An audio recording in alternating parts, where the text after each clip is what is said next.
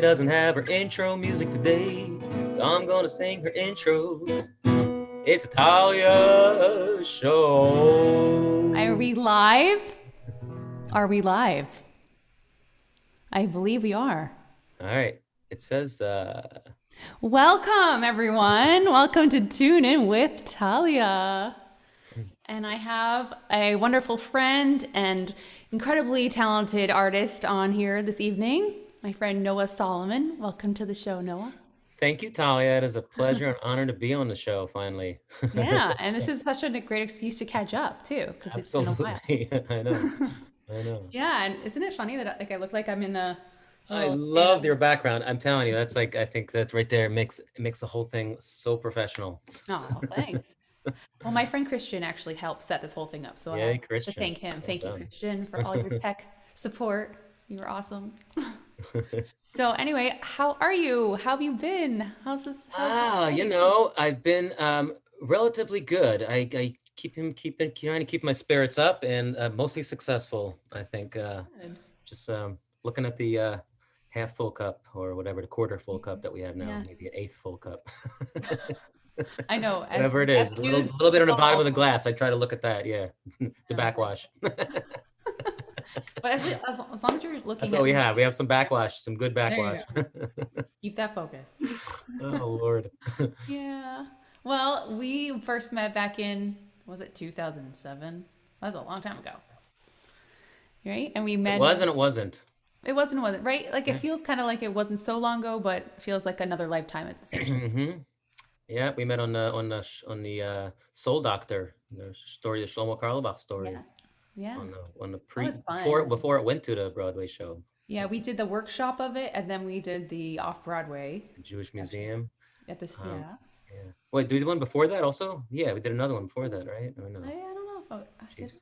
Yeah, I don't know. whatever. We did a lot of them. Yes. We just kept moving. Yeah. Yeah. So that was really fun. And we've stayed in touch all these years and been doing little writing here and there together. No And you've music accompanied sometimes. my services over time, and a Hmm. lot of my congregants watching this evening know you and love Hi, you. And congregants.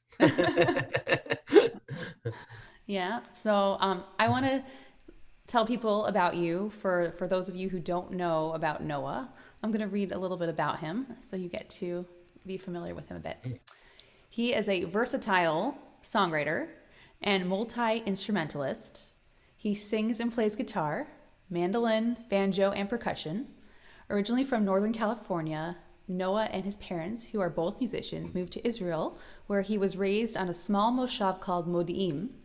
And in the early 2000s, Noah moved to New York City in pursuit of his musical dream. Noah quickly became a first call musician. He is the co creator and frontman for the internationally acclaimed band Soul Farm, a Jewish rock Mediterranean folk band. Love you guys. And he is also the lead singer, guitarist for the band Citygrass, also a very cool band. I love your sound. It's a New York based bluegrass country band, and Noah has toured and performed extensively throughout the United States, England, Australia, Germany, and Israel. Wow. Very cool. Done a lot of fun Oh, stuff in your life. well, it sounds cool now. Yeah. You're like, it sounds cool to hear about myself. It's all BC. Yeah, before COVID. Yeah. BC. Is that what people think? Or is that just, BC, yeah. yeah. Yeah. Before COVID. And then COVID Yeah. hit. Yeah. And then life got a Yeah, bit we'll see. different We're for gonna have a people. whole new career PC. Right. Yeah. So what's been going on with you? I mean, I'm sure you were like all of a sudden your tours just It came is and really went. bizarre. I tell you, I was born to musician parents. My folks moved to Israel when I was a young boy, and they were both musicians. Some of my earliest memories are two of them busking actually on the streets of Jerusalem, Really? and me watching them and collecting money with the hat. Like they came to Israel, they went there just on faith. They were broke, couldn't speak a word of Wow. Hebrew, and they were like, while they were getting their act together, they were busking for extra money. It was pretty funny. But anyway, but I've been, like I say, I grew up with music my whole life, and starting at age, I would say 18 or so, when I started like really playing live. I think every week I've played like 4 or 5 gigs, and and I've never really stopped. I mean, always doing I've always had I just love music, and I have love playing live specifically. So this has been a complete culture shock for me to be like, what do people do when they're not busy going to gigs? Like, so Yeah.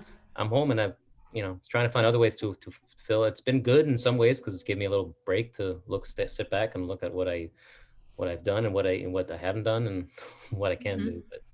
But it's definitely been a big adjustment for me because I'm like, Yeah. yeah. And you've had to. Hmm? I feel like when you have that that's kind of becomes your purpose. You're kind of, and when your purpose is taken from you, it's like, ooh, It's like, what is my purpose now? What do I yeah, do? Yeah. it's So, true. so it's taking a little figuring it out, Soul and searching. but there's still ways to make music. It's just they have to adjust your thinking. It's if it's not live in front of big people, in front of big groups of people. It's in other ways. It's Zoom. It's Yeah. playing on a Talya Well, show. figuring. It's doing recordings. It's Yeah. teaching, and whatever is possible. Yeah. Yeah. So, yeah, and are you doing a lot of songwriting still? I mean, I know you've always been songwriting. I love songwriting. It's been something that I've always done. I've always done it like in bands because I've been in bands, and so we always needed original songs. So it's kind of something that came by necessity and kind of by. I mean, I enjoyed it, but it, I think even more now, just the craft of songwriting is just like itching at me, and I love doing it. I know we talked a second before we got on, is I'd love to get back to co-writing with you maybe, and I love co-writing, and it's been really rewarding every time I've done that with. So I've been trying to do more of that and hope to create more music. And producing too, right? You Yeah, so that's what another thing that's really because I'm not playing live is I finally took the plunge and took some online courses that are great and learned about how to use Ableton and Logic and learned about you know um, recording and which how to which produce. online, by the way, which online program? So I took a couple of courses. There's a website called monthly.com, and that's one, and they give you a month long to like produce and write 3 songs, and you basically you spend time every day, and you get feedback from peers and stuff, and that's a really cool one. And then Udemy is a really cheap one that you can get like just quick crash courses on different programs and really in detail and thorough. Mm-hmm. So I've been doing that as well. Cool. Um, and yeah, and just like YouTube, there's so much available online. There's really no excuse except that you just have to give it time every day Yeah. and um I love it. I mean, it's so fun to take a piece of raw music and you can make so much at home now. You don't need a big studio anymore. You can really, if Can you know be what you're doing, you can create beautiful music like with just your computer. It's amazing. Wow. I want to get skilled. I'll have to take a Well, course or get training from you. you definitely should. I think anybody who plays music now, until we know that we can play for people, this is the way to go, is to get Hmm. proficient at home recording because you can Yeah. collaborate with people. I've been sending tracks. Matter of fact, I don't know if it's a time, but I'll share. During quarantine, I decided to make one song from beginning to end. I was going to record all the parts, play. I sent to some friends. I had to put some tracks on it, Hmm. and then put the video together myself, edited it, the whole thing, and put it out. And just for myself, just to see that I could do it, from scratch and all from parts, no real drums on it. Everything I'm playing, everything except for the guitar and the bass and an electric guitar and bass. Um, Cool. So so can we hear it? yeah, I'll share it right now. Let's see if I I just can made you get to it. co-host. Okay. Oh, nice. Okay, so let me go to my screen to find if I tried to. Yeah. Okay, this song is called Somehow. I wrote it kind of back in May, June, and kind of recorded it in May and June, when we were in the thick of it. So, Let's hear it. okay, I'm getting to it. Okay, are you seeing that? Yeah, just well, I see a total count of COVID-19 cases. Yes. Okay, here we go. All right. I mean, you can make it a big screen too, Okay. and volume. Yeah.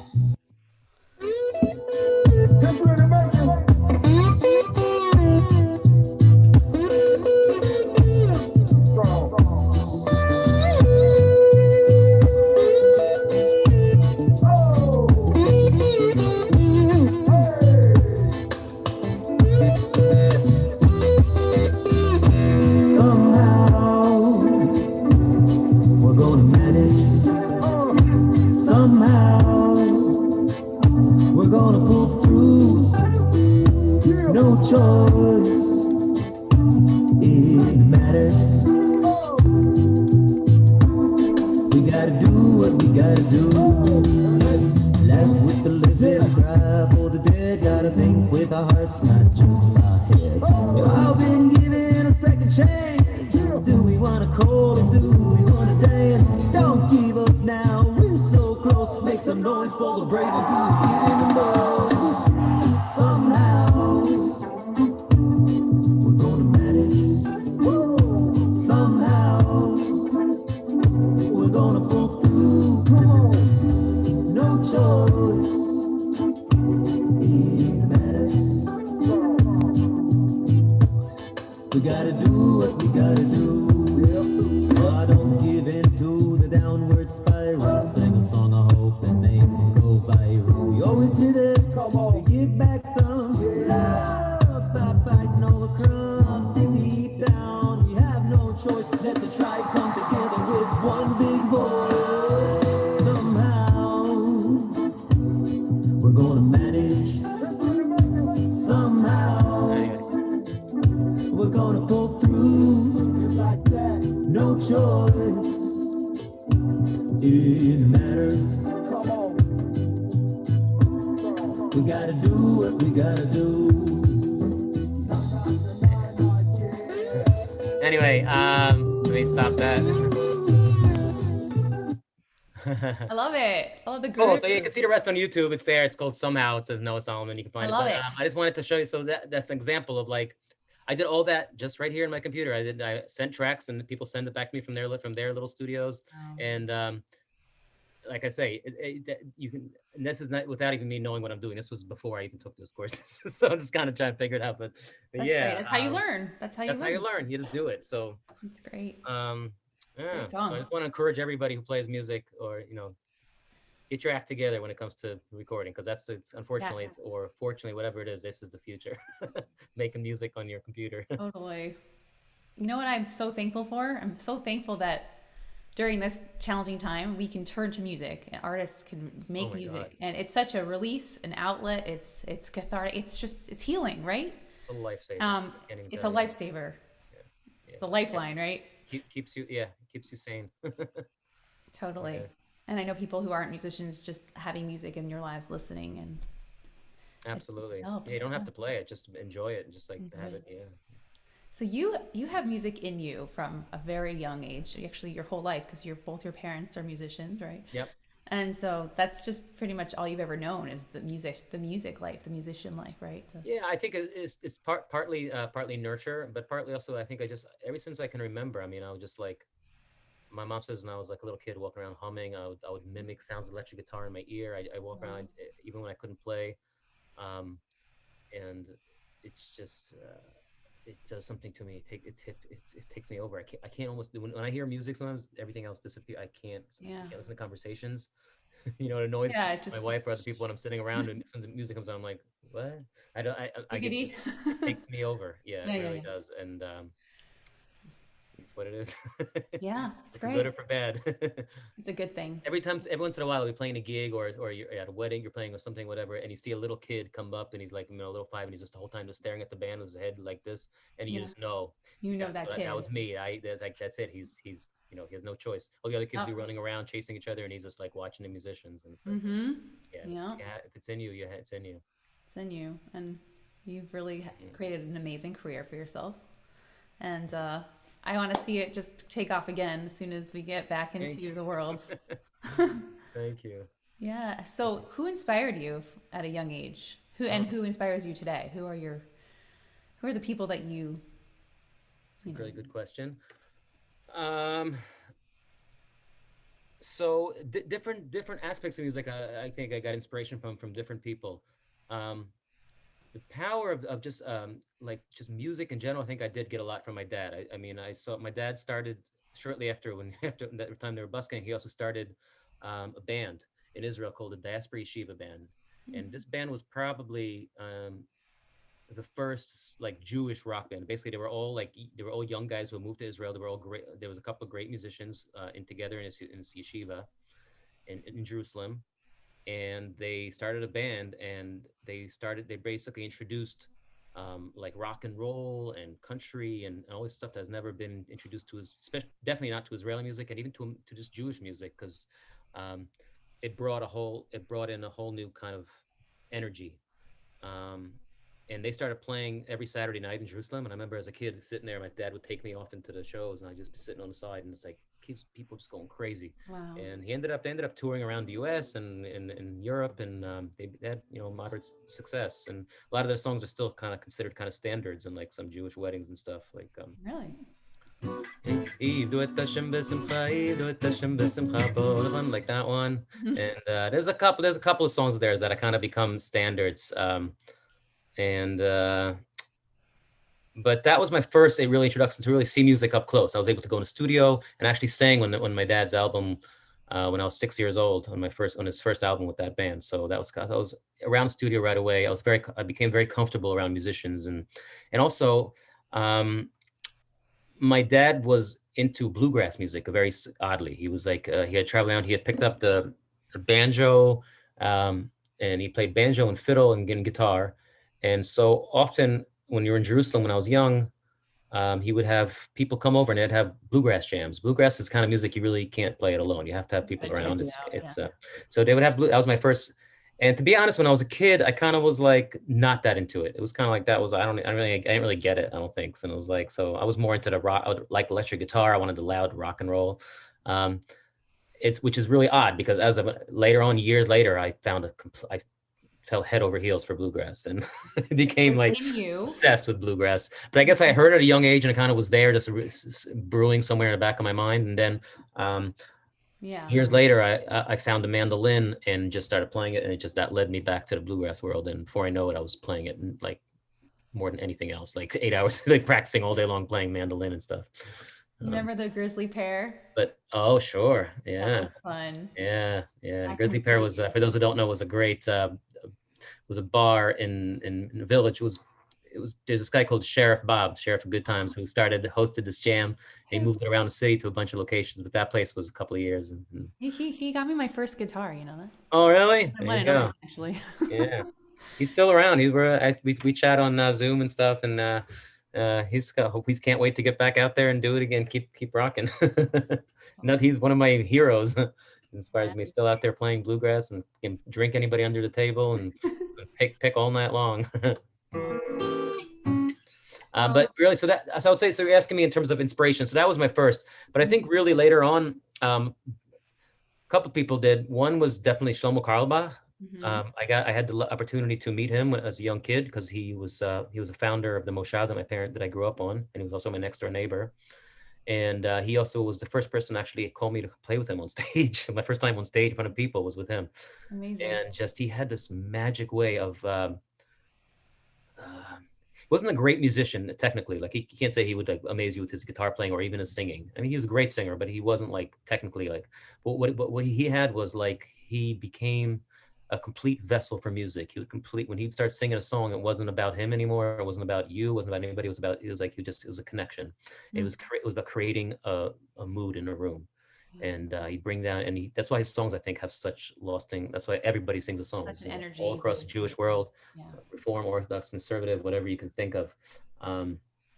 So, and I think that's because he was so selfless when it was just about like, it was about creating, the tunes weren't the goal. They were a vehicle to get somewhere, to transcend, to get somewhere.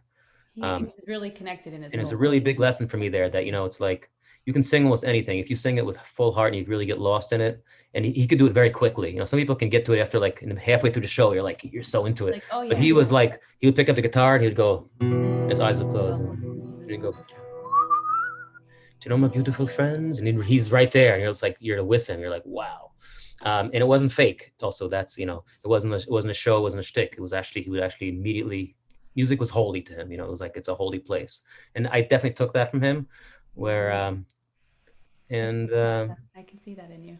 And then later on, I think my inspirations have just been various, the same kind of people. I gravitate towards those kind of people who, Yo-Yo Ma once said something really beautiful, I think. He said, when I play music, I don't think of myself as a performer. I try to think of myself as a host to a party. I'm creating something for people. People came to my party, and I'm creating an atmosphere for them doing.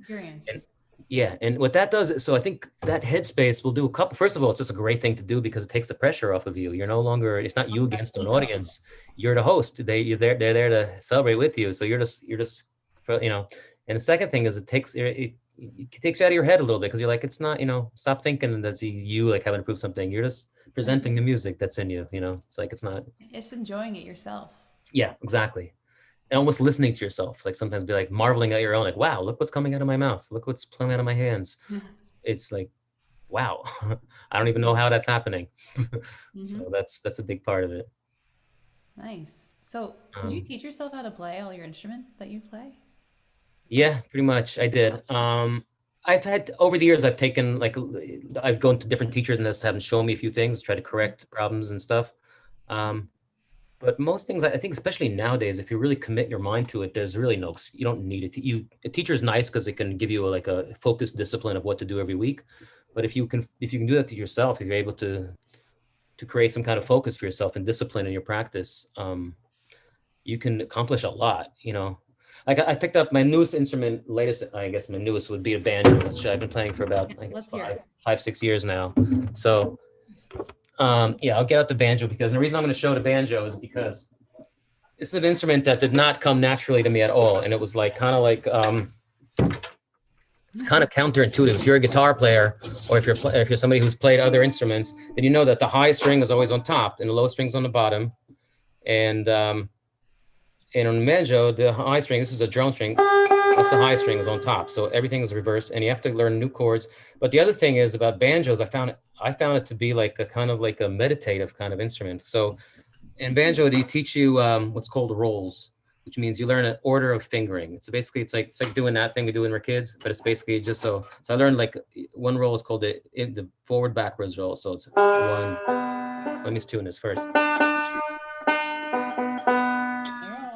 Banjo's annoying enough. Doesn't have to be out of tune too. Okay, close enough. Okay, so basically, once you learn a roll, it's like 1, 2, 3, 4, 5, 6, 7, 8. You just repeat that, and you do that. So you start real slow, and as after about 10 minutes of that, you'll find yourself.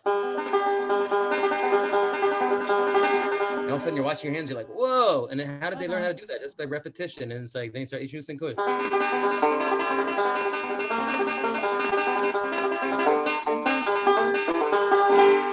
And it's the left hand does almost nothing. It's really basic movements. Wow. Left hand's like ukulele. It's like it's a right hand just in this meditative zone. I would sit sometimes as.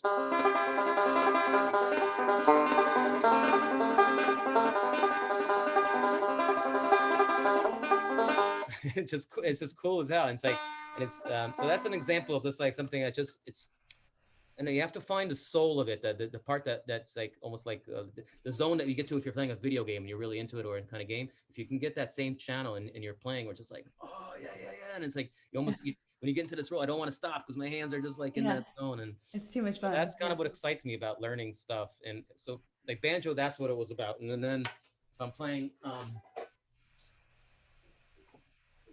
Not trying to show off here. I'm just trying to. I mean, I'm not. I don't think I'm a master of any of these instruments. I'm good. I'm okay. I've gotten to a point where I'm happy where I can get stuff done on these instruments. I've never.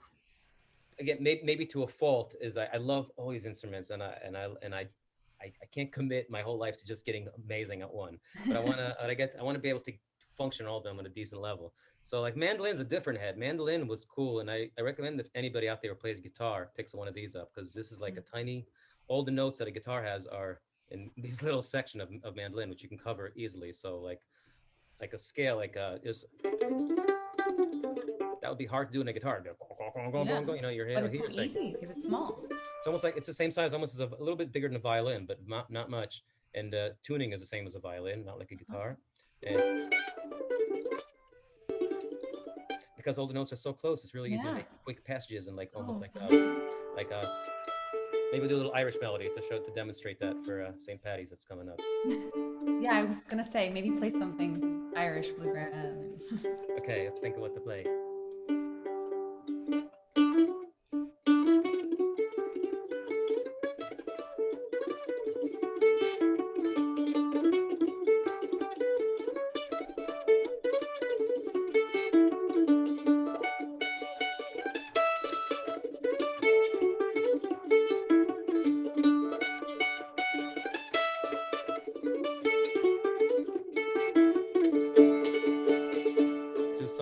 Here we are bar, we've come to call with pipes and flutes and fiddles, and on in case of death, we've even brought the keener. If you're glowing, feeling down, just be like us and act the clown, and soon there'll be a change in your demeanor. Rum dum a dootin' dum, hiddly diddly dootin' dum, rum dum a dootin' dum a dee da. Rum dum a dootin' dum, hiddly diddly dootin' dum, rum dum a dootin' dum a dee da. Put me money on a horse a day, but with the race he'd run away. So a friend who's in the know had told me 20 lengths ahead of most, he proudly cantered past the post. But what was me, he lost a blooming jockey. Rum dum a dootin' dum, hiddly diddly dootin' dum, rum dum a dootin' dum a dee da. Rum dum a dootin' dum, hiddly diddly dootin' dum, rum dum a dootin' dum a dee da. Yay! That's Happy awesome. St. Patty's. Yeah, right. It's coming So up. yeah. That was fun. And the other I'd say the other thing that changed happened to me in terms of singing was a couple of years back. I had a good friend of mine turn me on to this Pakistani singer named Nusrat Fatah Ali Khan. Hmm. Or you can find him by That's quite the Nusrat. name. Yeah. Yeah, Nusrat is easy to remember. That just Nusrat, and he does what's called Sufi chanting. It's Qawwali singing, and it's basically it's not really words. They kind of use syllables, and he basically creates amazing tapestries. His voice, it was a whole eye-opening experience to me. Like, you don't have to always just sing melodies, and how to improvise, and it's kind of like, I guess, like jazz scatting, but it's a little differently, where it's really like about stuff like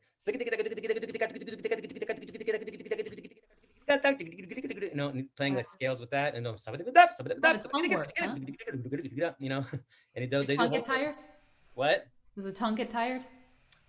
Not really, just practice. The same thing. Yeah, It's just the kind of thing practice. you It's a practice when muscle. you're in a car. You start with dugga dugga dugga dugga Good, dugga good, dugga good, good. It's like kind of dugga double tonguing and like when you play dugga instruments. dugga dugga dugga, or like Irish people do more like diddly da, like diddly dat and doodin dat and diddly dat and doodin dat Uh-huh. and diddly dat and day. That's So fun. diddly doodin die. Then there's like sabadaba sabadaba sabadaba sabadaba sabadaba sabadaba sabadaba. So just different things you practice those, so your tongue gets loose and you can do it. Yeah. Um, Wow. so yeah, so You're that was good a tongue huge kind twisters. of my opening to me. So I've always played a little bit of djembe when I was growing up. Yes.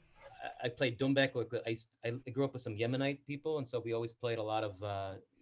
They would just sit in circles and do drumming, kind of like drum circles. So my Yeah. first, and so the rhythms were kind of in my head already, but to mix it with like syllables and singing was like that was like kind of a new Ooh. revelation. That was kind of, so I started doing it with Soul Farm, and that became kind of like a feature or something, and it just took me on a whole journey of that.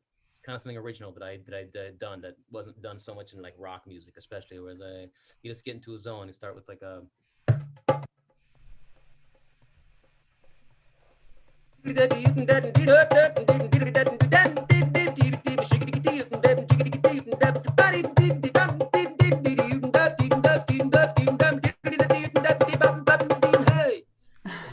and every group you do will make you do different stuff. You go faster.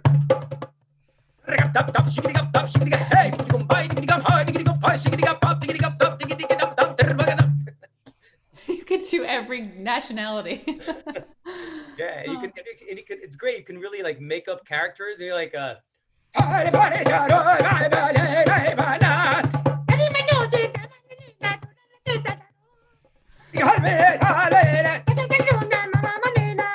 you do call and response.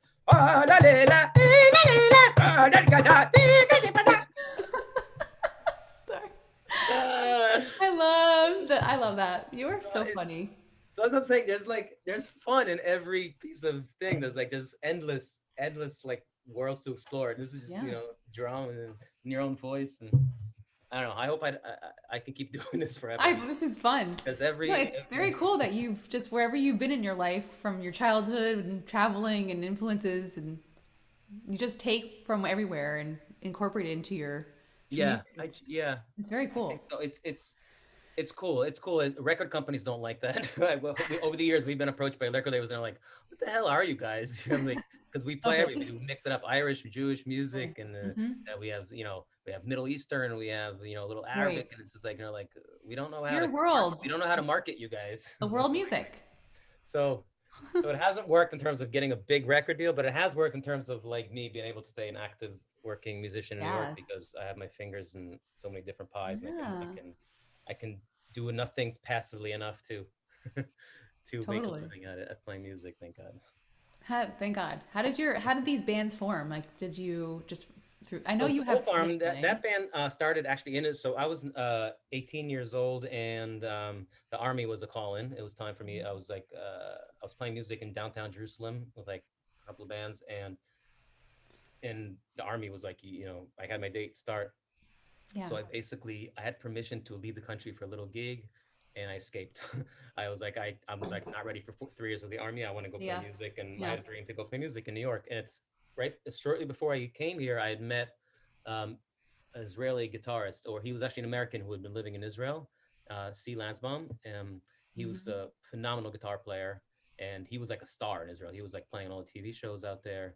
Wow. I met him as a kid, and he liked my voice, and we started writing a couple of songs together. And I told him, I said, I'm probably going to New York. I'm gonna try to go to New York. My girlfriend at the time was from New York, so it made sense to come here.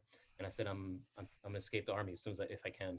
And he said, oh, it's funny. I'm thinking of moving to New York too. So we kind of, when he moved to New York a few months later, we started the band here. And our original idea was just we were just doing rock and roll, original rock music, trying to write. We were playing at any bar that would have us, playing all over the village. And um, we got signed a couple of years, not about 3 years later, we got signed by a record label called Ripe and Ready. And their stipulation was that we put a Hebrew song on our album. And I was like, to me, I was like, what? It's like I escaped Israel. I was like, I came here to play rock and roll. I don't want to play anybody's like, no, it's what makes you guys unique. It's like everybody, there's a million rock bands here because Yeah. we need a marketing angle for you guys. I want to do the rockers from Israel, so we put a song in Hebrew.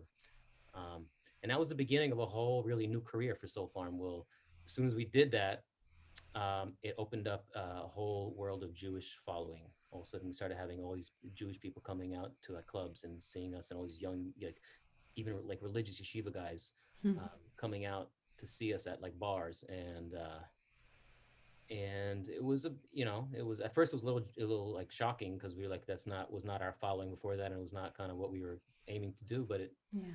um, God works in mysterious ways because that ended up being how I've been able to raise a family and pay the bills for the last 20 years. So that's kind of Yeah. become, and through that, we started doing JCCs around the country and started doing tours and we were kind of, that became kind of our unique niche. So I guess that Mango from Ripe and Ready Records knew what he was doing back Yeah. in the day. He got you guys your Yeah, start. That's great.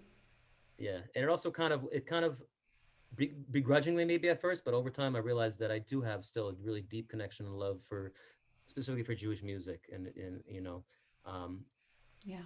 and that's something that I can bring to the table that maybe other people can with my unique background and growing up with Shlomo Carlebach and all that, and my younger years being spent in yeshiva. It's maybe a perspective that's not that common out there, and so Yeah. yeah. So it ended up, like I say, you kind of like you can't run away from who you are. Well, Anything I've learned with follows you. age. Anything you learn with age is like the more you run from who you are, the more it's gonna keep coming back at you. And Hmm. you could try to be other people, but it's you're fighting against the tides. Yep. You're Gotta swimming be against the stream. live your truth and live Yeah, your so better to go with the stream. yeah. And it definitely served you well following that. Yes. So and the bluegrass too is just so fun. The band that you started.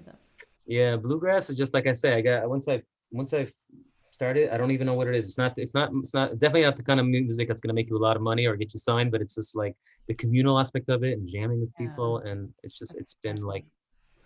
it's been a it's one thing I miss so much about this. It's so hard to not have bluegrass jams. It's like I Yeah. used to go every week to some kind of jam or other and just I sit with remember friends and play the same songs. You've been there to many of them. You know what I'm talking about. you'd be It's like, you have to magic. check out this one Magic. downtown. You don't know. Always people come together from Brooklyn, from Queens, from everywhere. You don't even know their life stories, but we get together, we play the same songs, and everybody just smiling. And there's no other American like maybe there's some blues jams, I mean, but not the kind of community that you have in bluegrass. People Yeah. just weekly come together and just happy and excited and come and just to play these songs over and over together and Mm-hmm.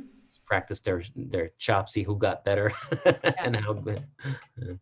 So do you think after Like, this whole once we kind of get past this whole pandemic, which I don't know Lordy when that's gonna Lord, from your lips to God's ears. Yeah, no, what do you I think the future looks like for musicians for the mute I think it's going to be great. Actually, if I'm being, I'm feeling it in my heart. I think that we're going to go through some more hard times a little bit, but we're starting to see the end of it. Hopefully, with people getting vaccinated, etc., and with just whatever it is. But I think we're going to come back with it with a new appreciation for life, and people are going to be just so happy to hear music again and hear and be in Be with other together. people.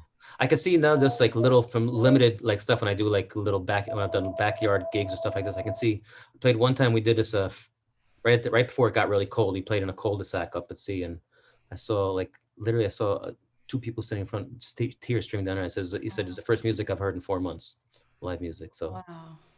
So yeah, um, there's Yeah. people need it. It's like it's another necessity. So I need true. it. I know other people do too, and it's I'm hoping it's going to come back in a big way. And everybody's been so creative during this time that all this new and innovative music and new songs and everything's going to come out of this. Yeah, a lot of songs came out of this pandemic so far. Yeah, I wrote and new one. creativity and excitement for music and excitement for people. Yeah. Yeah. I think I've been writing a lot more in this last time, in last period of time. Just Good. Yeah. yeah, so it's so healing to write.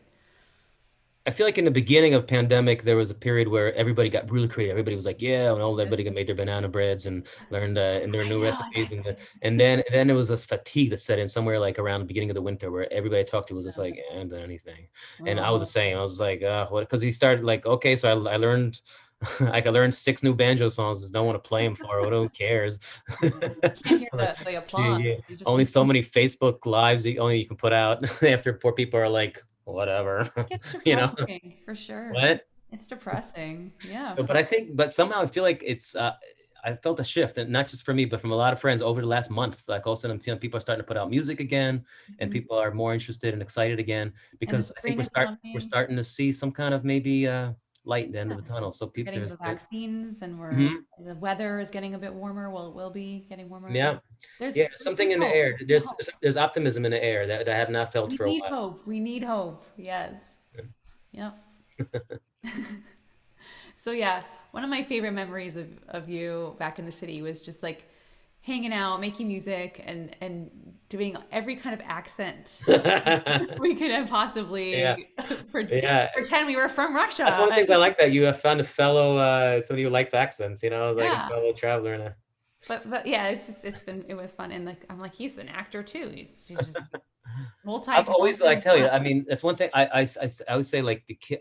One thing I feel bad about for like little kids today is that they don't know what boredom is, and I think we grew up with boredom. You know, before we had like iPhones, like and like before everything was screen, and boredom was a great thing for me. Like I used to sit when I grew up in the Moshav, when Saturday afternoon kids would line up and I would put on the show for them. I would mimic people and Yeah, I would do accents. I put on like make up a play because we were bored and that's what you do. I wouldn't have played music like I did, and right. so that's where it started.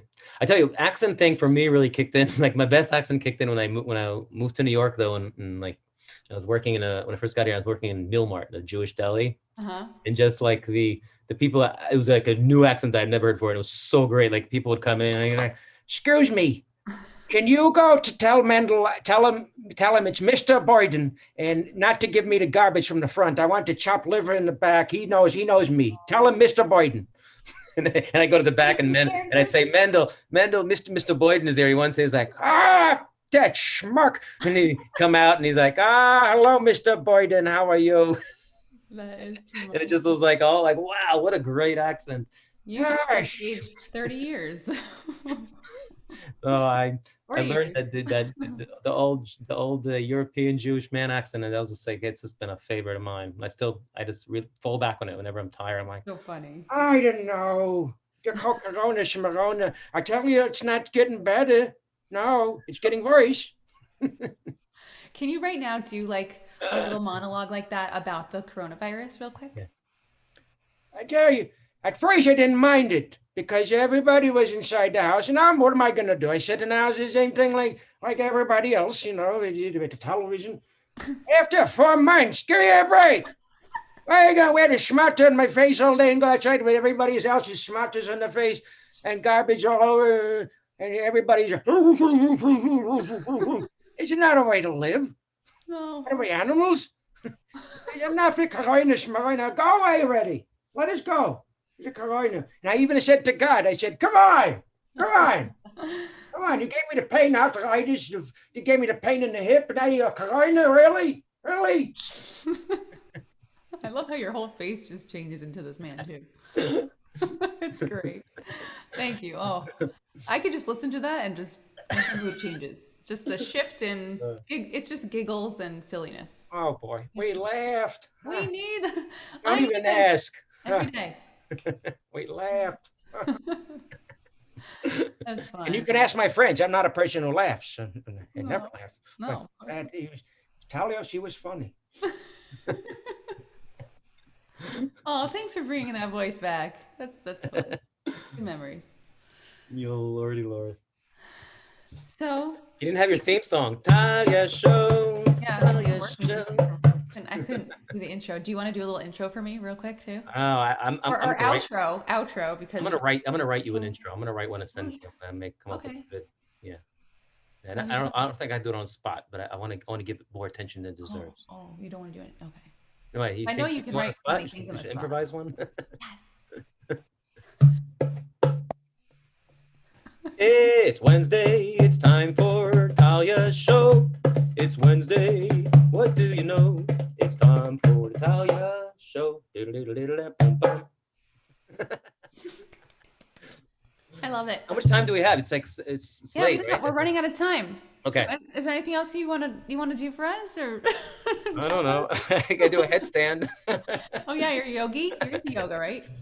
I'm into yoga. That's great. It's another good quarantine thing, to Yeah, get back up on the yoga a little bit.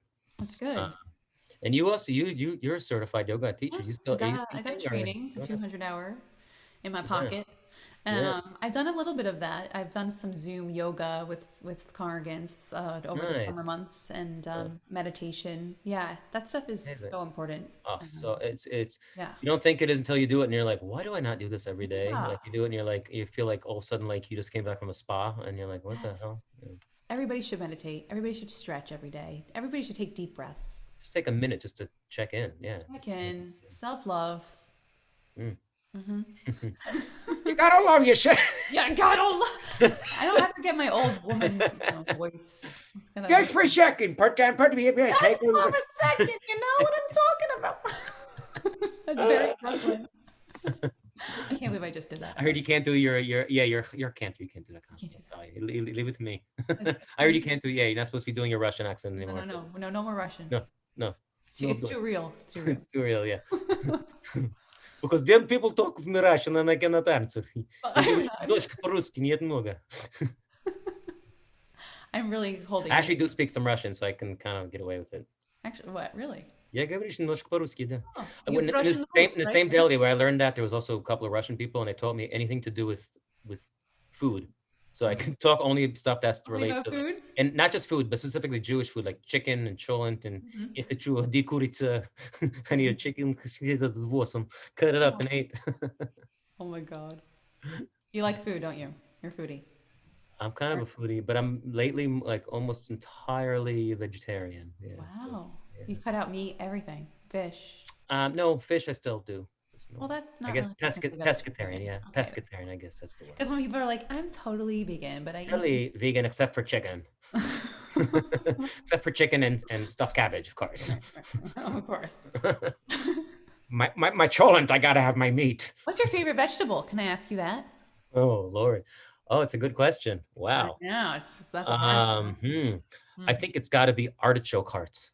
That's a good Is one. that a vegetable? It's like artichoke mean, heart. yeah, I I can got literally, it's like erotic for me to Fish. eat an artichoke heart. My eyes roll back in my head. It's kind of my toes curl. If I have a good artichoke heart, it's dipped in like a butter sauce. Very I'm good. like, oh, it's Yum, yeah. yum, yum. I'm really lately into my Brussels sprouts. Brussels sprouts are good. You In roast the them? air fryer. You put them in the air fryer. Put some Oh, I don't do olive that. oil, I usually just salt, put a little pepper, a little garlic. air fryer. That's a thing, huh? I gotta Oh, get so one. good. I just roast them in the oven with like a little bit of That's oil also and good. Not turmeric. as good, but it's good. turmeric. A little turmeric. A little turmeric. Turmeric. It's turmeric. Turmeric. I'll put some turmeric on that here, Brussels. I tell you what, All right. ain't nothing like some turmeric on top of your Brussels in the morning. Hey, what's one more thing that most people don't know about you that you are willing to share? Just one more thing, a fact about you're like, that's why I don't share it, because I don't want people to know about it. No, I have. I mean, I got a life stories that I should write a book, but I guess one thing that would be interesting was that I actually so I did not know that that I had a different biological father until I was like bar mitzvah, and my dad took me aside and he's like, "For your bar mitzvah," and he said, "I tell you something, you know, you had another father," Oh, um, and I was like, "What?"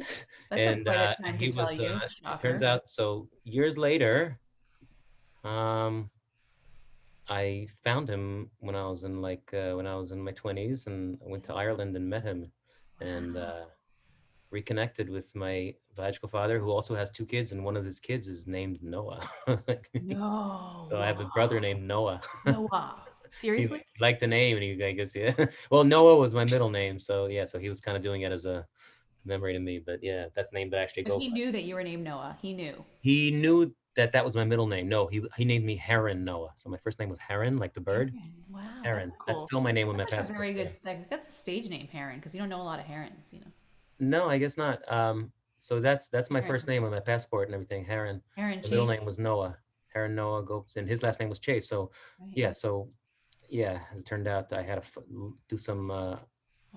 maneuvering to even. Did it hurt you a lot to find out that your Not father? really. No, it was confusing, but then when I found out the circumstances of how that all happened and at the time, and it all made sense. And And so, do you it's a still stay whole in touch with him? we need a whole nother Talya episode for that story. Yeah, man, you're Uh, gonna have to come back and just but talk that's about your life story. but Just like your. it's a fascinating story, but it's more than we have time for. Okay. Well, yeah, we do have to wrap it up, but very interesting. Wow. Thank you for sharing that about you. Oh, such a pleasure. Thanks This for was having me on, fun. Talia. Let's Thank do it you. again. Oh, the belly laughs. That were great. Thank you. Just Belly what I laughs are needed. good. Yeah. So, thanks so much, Noah. It Thank was you, so much fun. Talia, And and thank you. yeah, thank you all for watching today's Yeah. episode. This is a little fun podcast, huh? It's like a podcast. It's fun. Wunderbar. And I get to connect with all my friends and meet new ones. It's really fun. All So, right. all right. Bye. Bye. We'll be in touch. Bye, I everyone. will. Bye. Bye.